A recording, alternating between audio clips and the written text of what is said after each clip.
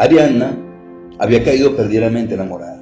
Teseo, el príncipe de Atenas, había llegado hasta Creta con toda su impronta de héroe para finalmente matar al temible, al monstruoso del Minotauro. La profundidad de la mirada de Teseo y toda esa impronta de saber qué es lo que una persona quiere en el mundo y a dónde quiere llegar, había hecho que Ariadna se rindiera a sus pies. El monstruo que no era ni hombre, ni toro, ni un dios, habitaba en las profundidades del laberinto de Creta, el que había sido construido por Dédalo, el padre de Ícaro. Lo habían construido para justamente detener al monstruo y guardarlo allí, al Minotauro, en las profundidades del laberinto, y todos sabían que era una misión absolutamente imposible, porque al ingresar se corría el riesgo de perder la vida, y salir era absolutamente imposible. Es entonces cuando Ariadna, vencida por el amor y los susurros de promesa, de eternidad, de ese amor, entonces le confiesa a Teseo la manera de entrar y le descubre su secreto. Ella le da un hilo dorado. Con ese hilo él iba a poder ingresar hasta las profundidades del laberinto, entonces saber de qué manera podía regresar del laberinto hacia afuera, volver a ella. El hilo para él les representaba la posibilidad de ingresar a las profundidades del misterio y tener la seguridad de que todavía seguiría conectado con el exterior. Y para Ariadna, para ella el hilo le representaba la llama viva de la posibilidad de volver a encontrarse con su verdadero y único amor. Son dos puntos de vista diferentes. Él toma el hilo, se ingresa en el laberinto y después de vencer y matar al Minotauro regresa, pero cuando regresa la abandona, la deja sola y la pierde para siempre. Es entonces cuando Teseo sube a los barcos que le iban a devolver a su casa, su Atenas victorioso.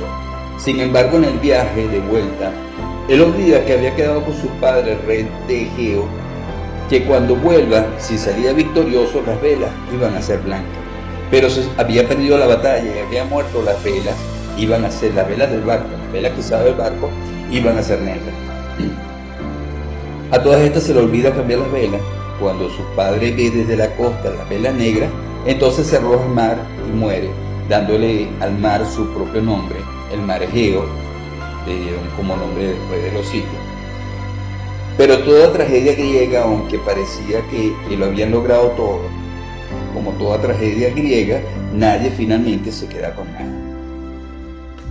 Y en esta historia, en este mito del laberinto de Creta de Ovidio, podemos reescribirlo de maneras personales. En el mismo año, y en la misma ciudad de Buenos Aires, dos autores, Jorge Luis Borges, muy famoso, escribió una novela llamada La Casa de Asterión, y Julio Cortázar, que escribió una novela llamada Los Reyes. Quizás fue la casualidad, pero los dos escribieron esas novelas en el mismo año y en la misma ciudad. Eso fue en Buenos Aires. Y quizás fue un hilo invisiblemente dorado que unía la pluma de estos dos gigantes de la literatura hispanoamericana. Borges relata la historia del Minotauro llamado Asterión, pero desde el punto de vista del Minotauro, ¿no? Según Borges, o para Borges, no era ningún monstruo, nada más alejado, sino que el Minotauro, allí dentro de esa casa llena de laberintos, vivía un ser en soledad. Vivía un ser en soledad, en la soledad de su propio laberinto, perdido en su propio pasillo, esperando ser redimido, esperando ser liberado, esperando ser buscado y encontrado. La casa de Asterión, así se llama el cuento de Borges, es una casa de infinitas soledades. Solo allí, en el último lugar de ese laberinto, el Minotauro esperaba el idilio de ser liberado. Sueña con esa liberación. Es por eso que no ofrece ninguna resistencia cuando llega a Teseo. Es por eso que el cuento de Borges termina con su último renglón, con Teseo diciéndole a Ariadna: ¿lo creerás, Ariadna? El Minotauro apenas se defendió. En Coraza la historia cambia para Coraza, el otro autor. Ariadna no estaba enamorada de Teseo, sino estaba enamorada, era del monstruo, del Minotauro, y le da el hilo a Teseo solamente para que llegue hasta el monstruo y poder liberar al Minotauro, porque ella lo esperaba del otro lado. En el cuento de Cortázar, el hilo que une son esas almas enamoradas que buscan y que esperan. Sin embargo, a pesar de las intenciones de su amada, el Minotauro también es muerto en las manos de Teseo. Para ambos poetas, para Borges y Cortázar, el Minotauro es también un poeta solitario esperando ser descubierto. El hilo de Ariadna lo que une son historias imposibles. Amarra el correr de los siglos y también la geografía. Es el mismo tipo de hilo que a veces nos damos cuenta que amarran nuestras vidas a las vidas de otros. Esos momentos donde incrédulos observamos que estamos atados a tantas historias que de alguna manera ya conocíamos. Es un hilo que nos une a algunas almas de manera imposible de creer, pero somos tan incrédulos que lo dejamos a la casualidad y decimos que es el azar. Es ese mismo hilo que une los mitos de Grecia, los cuentos de Buenos Aires y también las historias del pueblo de Israel y de la Torá. Porque me imagino que se estarán preguntando qué tendrá que ver todo esto con la parashá de esta semana. Y por eso se volvió loco. La parashá de esta semana nos cuenta acerca de, como les dije, del sumo sacerdote, de sus vestiduras y de la manera en que tenía que ingresar al Mishkan, al santuario. Y ustedes saben que el Mishkan, el santuario, el gran templo de Jerusalén, tenía en las profundidades, en lo más profundo del santuario, estaba un santo santuario, el Kodesh HaKodashim. Allí residía la Shekinah, la presencia divina, y nadie podía ingresar allí. Era un lugar de tremendo misterio en donde absolutamente nadie podía ingresar. El sumo sacerdote solamente podía ingresar después de una cantidad de preparaciones, protocolos, vestimenta y una cantidad de rituales, y podía entrar una sola vez al año, y nadie sabía si iba a volver a salir de allí. Y el Zohar, el libro místico, nos dice que uno de los rituales de las preparaciones del sacerdote para ingresar al Kodesh HaKodashim era increíblemente que le ataban un hilo de oro para que pudiese ingresar y seguir conectado con el exterior.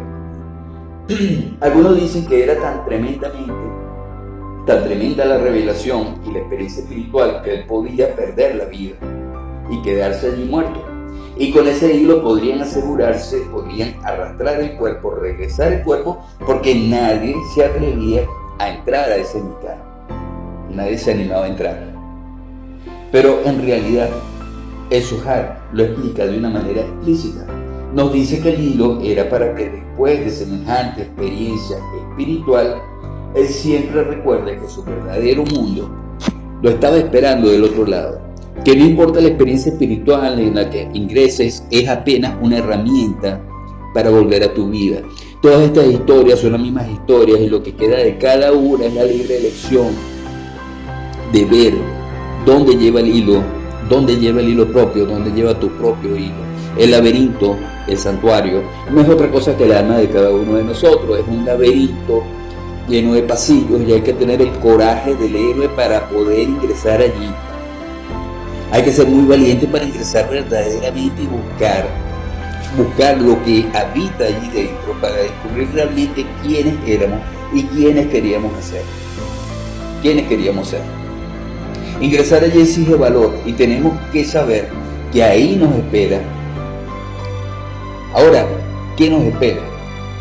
No puede esperar un monstruo, no puede esperar un poeta, no puede esperar el reflejo de la Shekinah, la presencia divina, el reflejo de nuestra propia capacidad de encontrar al mismísimo Hashem dentro. Si ingresamos por los pasillos y los laberintos del alma, podemos perdernos en los túneles o podemos llegar hasta el santuario. Podemos decidir matar al monstruo que habita allí dentro o finalmente abrazar la belleza de todo este misterio. Pero lo más importante que tenemos que saber es que del otro lado del hilo también nos esperan. Y quienes nos esperan son aquellos que nos dan un hilo indestructible, son almas que nos aman bien, las almas que nos hacen invencibles de verdad. Estudiantes queridos, estudiantes todos, el hilo de Ariadna Es el que une el ser que somos y lo que podemos ser.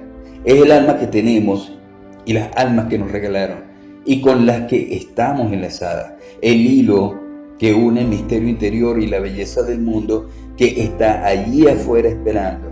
Son nuestros pensamientos, nuestras acciones, nuestros sentimientos y nuestras palabras. ¿Acaso tenemos un hilo que nos une realmente? Decimos lo que sentimos, hacemos lo que pensamos, logramos unir con un hilo dorado eso que está allá adentro, lo que conocemos con lo que finalmente somos. El hilo de Ariadna, lo que une, lo genuino del ser, con ese amor que nos hace saber que en verdad, al final sí lo teníamos todo, porque la vida no es una tragedia griega. A veces nos perdemos en los pasillos del alma y a veces finalmente simplemente nos equivocamos escogiendo la puerta que tenemos que abrir. Pero definitivamente somos nosotros quienes tenemos las llaves de ese laberinto. Shabbat Shalom para todos, mis queridos estudiantes.